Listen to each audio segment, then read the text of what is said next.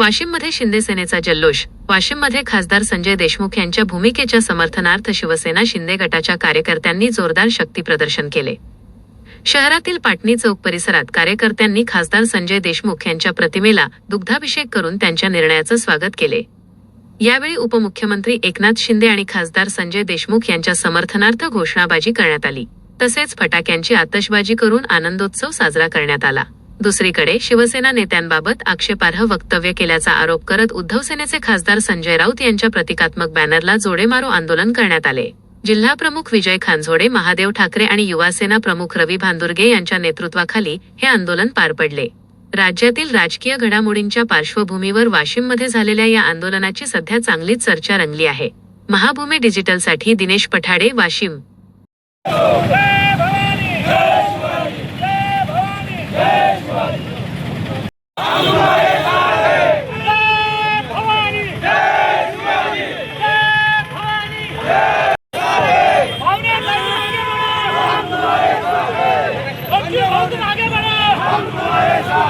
संजय भाऊ तुम आगे बढ़ो, हम तुम्हारे साथ हैं। जय भवानी, जय शिवाजी।